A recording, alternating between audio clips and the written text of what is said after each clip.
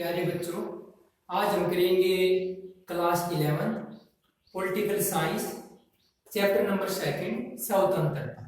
सबसे पहले हमें यह पता होना चाहिए कि स्वतंत्रता किसे कहते हैं। तो इसके अंदर ये सबसे पहले डेफिनेशन ऑफ लिबर्टी। तो स्वतंत्रता का क्या अर्थ है, इससे सबसे पहले ये हमें पता होना चाहिए। तो यहाँ पर हमें सबसे पहले लेते हैं स्वतंत्रता। स्वतंत्रता किसे कहते हैं? स्वतंत्रता का अगर हम अर्थ देखें सामान्य तौर पर, तो स्वतंत्रता उसे कहते हैं जिसके अंदर रहकर व्यक्ति अपने अधिकारों का उचित ढंग से प्रयोग कर सके। हम जब भी अपने अधिकारों का प्रयोग करते हैं तो बिना स्वतंत्रता के हम उनका प्रयोग नहीं कर सकते। तो पहले इसका अर्थ क्या है वो देखिए आप सभी। सबसे पहले जो स्वतंत्रता है उसे इंग्लिश में लिबर्टी कहते हैं।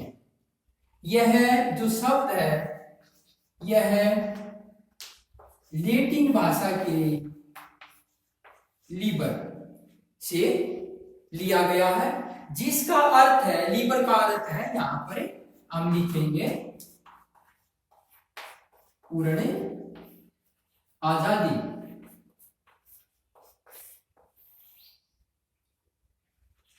पूर्ण आजादी। परंतु एक सभ्य समाज की रचना के लिए पूर्ण आजादी नहीं दी जा सकती, तो इसलिए भारत के अंदर एक लोकतंत्र की जो स्थापना की गई है उसके अंदर हम केवल एक उचित आजादी ले सकते हैं, जिसे हम सकारात्मक आजादी कह सकते हैं।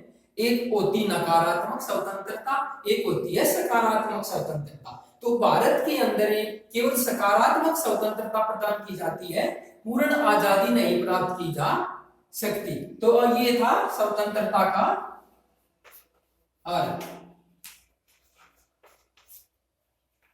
इंग्लिश में क्या कहते हैं? लिबर्टी। लैटिन भाषा के शब्द लिबर से लिया गया है और जिसका अर्थ पूर्ण आजादी। परंतु पूर्ण आजादी को लेकर विभिन्न विद्वानों के बीच में झगड़ा हो गया। तो कुछों ने मत दिया कि व्यक्ति प्रकृति के अंदर पूर्ण रूप से स्वतंत्र पैदा होता है तो वो उसे पूर्ण आजादी दे देनी चाहिए। परंतु जो सकारात्मक स्वतंत्रता के पक्षधर थे उन्होंने कहा कि पूर्ण आजादी नहीं दी जा सकती। तो इसलिए इसके दो रूप उभर कर आए। वो दो रूप देखिए कौन कौन से हैं। इसका जो पहला जो रूप है वो है आपका सकारात्मक और दूसरा है नकारात्मक। तो यहां पर स्वतंत्रता के पक्ष। अब स्वतंत्रता के कितने पक्ष हुए? दो पक्ष। एक पक्ष सकारात्मक और दूसरा पक्ष यहां पर नकारात्मक। तो सबसे पहले हम करते हैं सकारात्मक कि सकारात्मक पक्ष क्या होता है। तो यहां पर हम लेते हैं सकारात्मक। सकारात्मक का अर्थ होता है उचित प्रतिबंधों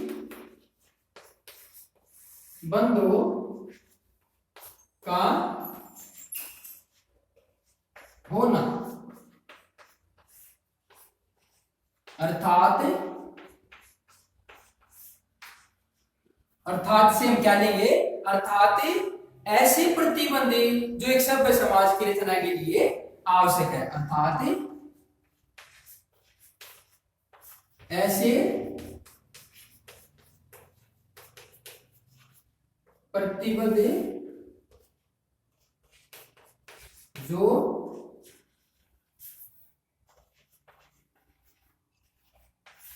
सभ्य समाज के लिए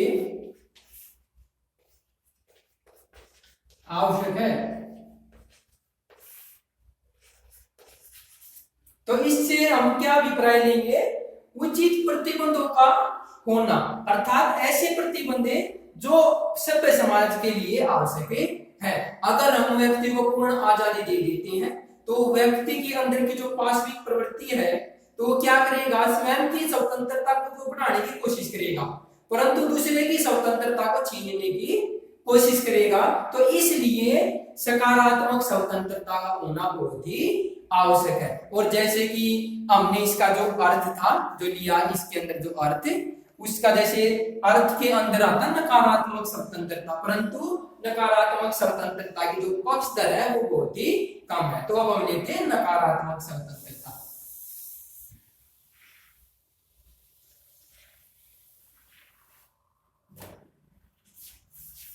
तो इसका जो दूसरा रूप है वो है नकारात्मक स्वतंत्रता।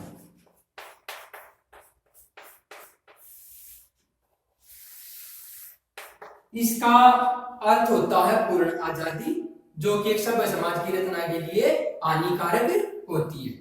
इसका अर्थ है पूर्ण आजादी, परंतु यह लोकतंत्र के लिए क्या होती है, खतरनाक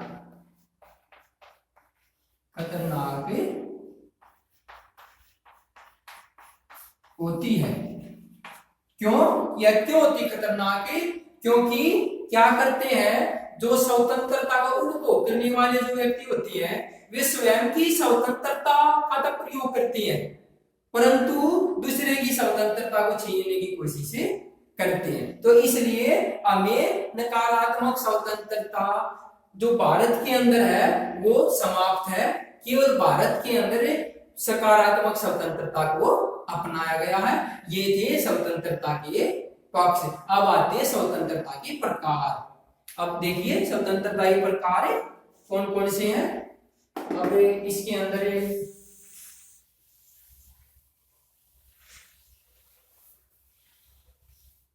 अब आपके सामने स्वतंत्रता के प्रकार। अब ये विभिन्न प्रकार की स्वतंत्रता का प्रयोग हमें करते हैं। हम एक प्रकार की स्वतंत्रता का प्रयोग भी नहीं करते। सबसे पहली जो स्वतंत्रता है वो है प्राकृतिक स्वतंत्रता। प्राकृतिक स्वतंत्रता का अर्थ होता है कि मनुष्य प्रकृति के अंदर स्वतंत्र पैदा होता है, तो प्रकृति उसे समान रूप से अपनी वस्तुएं प्रदान करती है। जैसे वायु, हम जो सांस लेते हैं वो सांस जब हम लेते हैं तो प्रकृति किसी के साथ ऑक्सीजन देते समय कोई भेदभाव नहीं करती। उसी प्रकार सूर्य जब हमको किरणें देता है तो किरणें देते समय वो अच्छे बुरे इंसान को नहीं देखता। इसी प्रकार नदियां हमें जब जल देती हैं तो वे हमें सबको समान रूप से प्रदान करती हैं। तो इसलिए सबसे पहला जो इसका प्रकार है वो हम लेंगे प्राकृतिक स्वतंत्रता।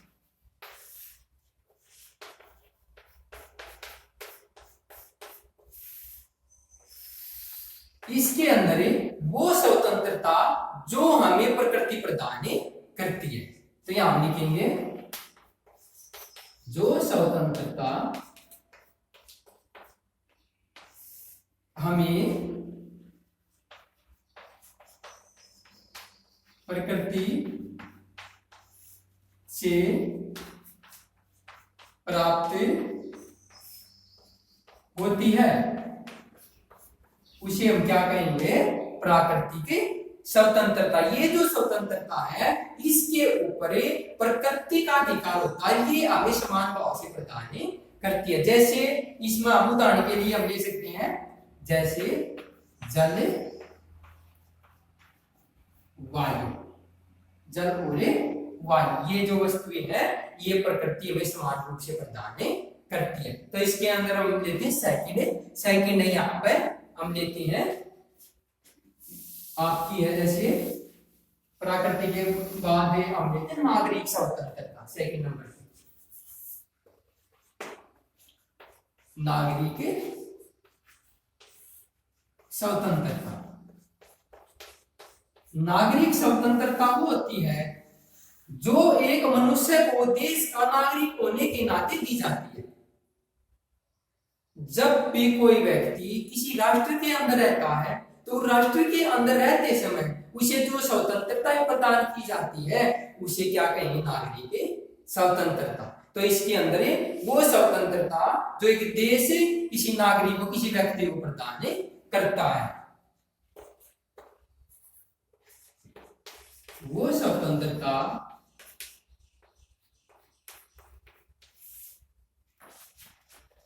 जो राष्ट्र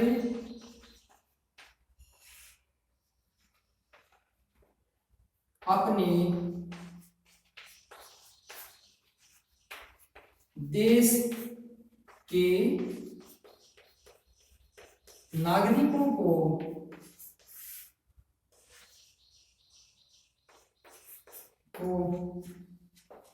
प्रदान करता है, तो इसे कहेंगे नागरिक स्वतंत्रता। नागरिक स्वतंत्रता के अंदर भारत के जितने भी नागरिक हैं, भारत द्वारा जो उन्हें स्वतंत्रता दी जाती है, वे देश के किसी कोने में आ जा सकते हैं, वे प्रत्येक वस्तु का उपभोग कर सकते हैं, वे देश के अंदर चुनाव में हिस्सा ले सकते हैं, वे परिवार बना सकते हैं। तो इसको हम कहेंगे नागरिक स्वतंत्रता। अब इसके बाद आता है आपका नागरिक स्वतंत्रता के बाद आता है राजनीतिक स्वतंत्रता। अब थर्ड नंबर पे लेंगे राजनीतिक स्वतंत्रता।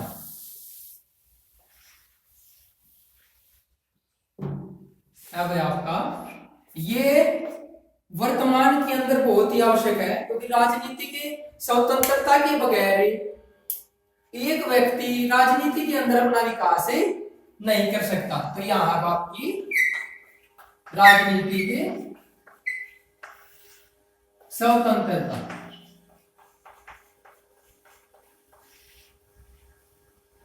तो राजनीति के स्वतंत्रता के अंदर सबसे पहले जो देश के नागरिकों को चुनाव के अंदर भागीदारी निभाने के लिए प्रदान की जाती है उसे नागरिक राजनीतिक स्वतंत्रता कहते हैं। तो यहां पर हम लिखेंगे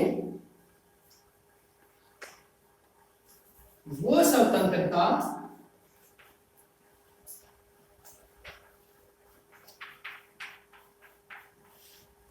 जिसके द्वारा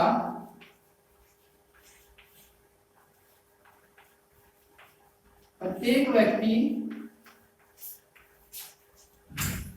राजनीति के अंदर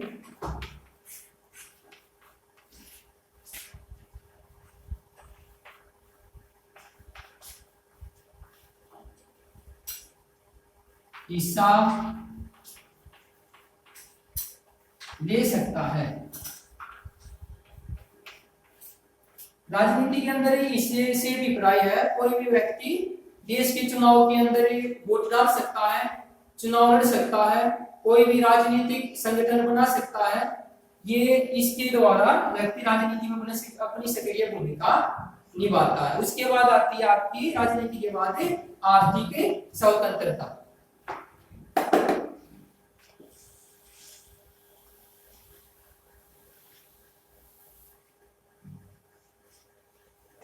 आर्थिक स्वतंत्रता वो होती है जिसके अंदर देश के नागरिकों को रोजगार के अंदर समान अवसर प्रदान किए जाते हैं। कोई भी व्यक्ति समान काम के लिए समान वेतन प्राप्त कर सकता है। तो जो फोर्थ है नंबर आपका, वो आपकी आर्थिक स्वतंत्रता, जिसके द्वारा व्यक्ति रोजगार के अवसर प्रदान प्राप्त करता है। तो इसमें है वो स्वतंत्रता जो एक देश का नागरिक होने के नाते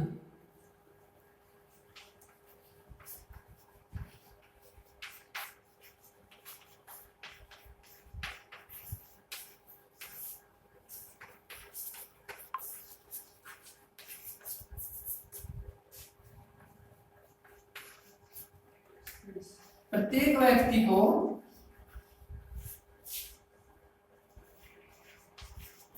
प्रदान की जाती है।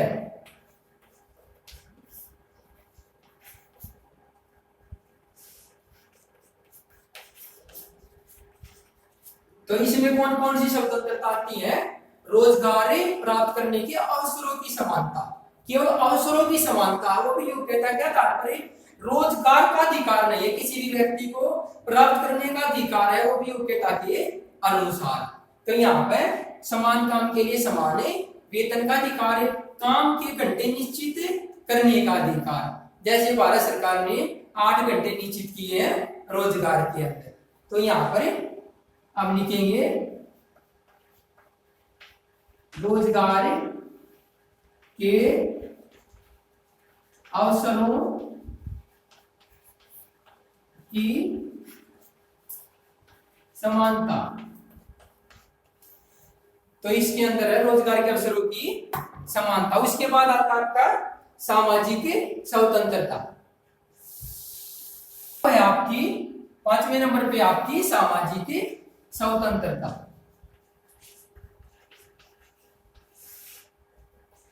सामाजिक स्वतंत्रता